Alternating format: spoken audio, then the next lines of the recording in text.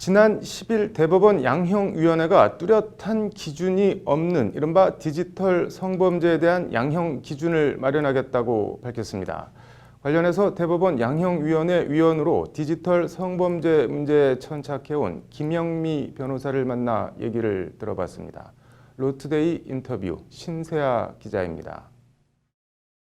지난 3일 대법원 양형위원회 주최로 열린 디지털 성범죄와 양형 심포지엄. 법조계와 학계 등 각계 전문가들이 모인 이 심포지엄에서 디지털 성범죄 피해 회복과 양형 주제 발표를 맡은 김영미 변호사.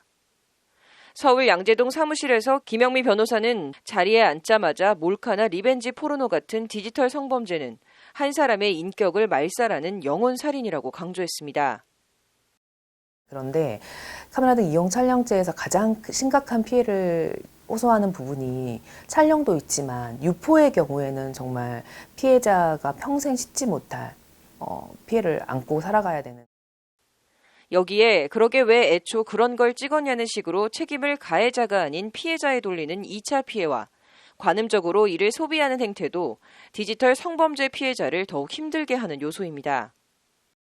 피해자에 대한 잘못된 편견이라든지 선입견을 가지고 피해자에게 정신적인, 심리적인 고통을 성범죄 피해자에게 그 탓을 돌리는 거죠. 피해자가 그렇게 행동을 했기 때문에. 이렇게 디지털 성범죄 폐해는 갈수록 심해지는데 뚜렷한 처벌 기준도 없고 그나마도 초범이라는 등의 이유로 실형이 선고되는 경우는 극히 드물다는 게 김영미 변호사의 지적입니다. 그런 경우에도 사실 초범이라는 이유만으로 되게 자백을 하게 되면 피해자랑 합의하지 않더라도 초범이고 자백했다는 이유만으로 되게 경하게 처벌이 되고 있습니다. 이렇다 보니까 이게 해도 크게 처벌받지 않는구나 식으로 디지털 성범죄에 대한 경각심이 무뎌지고 디지털 성범죄가 끊임없이 반복되는 악순환이 계속된다는 게 김영미 변호사의 진단입니다. 처벌을 받은 가해자 입장에서는 내가 이렇게 여러 번 찍고 해도 내가 반성한다고 하고 자백하면 이렇게 나한테 약한 처벌을 하네? 그러면 뭐 괜찮네. 이렇게 아니라는 생각을 가지고 또다시 범행을 하는 경우들이 상당히 많이 발생을. 김영미 변호사는 디지털 성범죄 처벌과 양형 기준은 피해자의 피해 회복을 중심에 놓고 접근해야 한다고 강조합니다. 일반 형사사건처럼 단순한 형사합의가 아니라 유포된 영상의 완전한 삭제까지를 피해 회복으로 봐야 한다는 겁니다. 당연히 피해자가 입은 정신적인, 육체적인 고통에 대해서 보상을 하고 보상을 해야 되는 거는 어떻게 보면 당연한 일이어야 되는데 그거에 그치지 않고 유포되고 촬영된 영상이 존재할 경우에는 촬영된 영상을 삭제하고 또 유포된 경우에는 완전 삭제했는지. 김영미 변호사는 그러면서 판사가 법정 형량의 절반까지 임의로 깎아줄 수 있는 장량 감경에 대해서도 목소리를 높였습니다.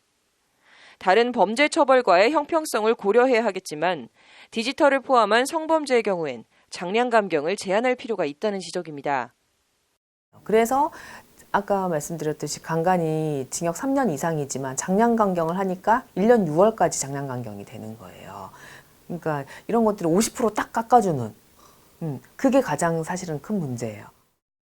성범죄, 특히 몰카나 성관계 동영상 유포에 대해선 장량 감경을 원칙적으로 배제하고 처벌 수위를 강화한 양형 기준을 정립해 재판부에 따라 들쑥날쑥한 디지털 성범죄를 엄하게 처벌해야 한다는 겁니다. 촬영된 사진의 정도, 그다음에 횟수, 피해자의 수, 재범 여부 이런 것들 모두 다 고려를 해야 해서 처벌을 해야 된다. 디지털 성범죄 피해자에 대해서 김영미 변호사는 당신 잘못이 절대 아니라고 강조하며 좌절에 자포자기 말고 관련 국가기관에 도움을 요청하라고 조언했습니다. 지금 현재 디지털 성범죄 삭제지원센터가 운영되고 있습니다. 우선은 거기는 내 영상이 지금 어딘가에서 유포되고 있으니 그거에 대해서 삭제를 좀 해주십시오. 곧바로 삭제를 위해서 국가기관에 도움을 요청하는 게 가장 먼저겠고요. 김영미 변호사는 디지털 성범죄 피해자 10명 가운데 2명 이상이 극단적 선택을 생각하거나 실제 시도한 것으로 조사됐을 정도로 디지털 성범죄는 한 사람의 인격을 말살하는 범죄로 이를 근절하기 위한 양형 기준 마련이 시급하다고 거듭 강조하며 인터뷰를 마무리했습니다. 법률방송 신세아입니다.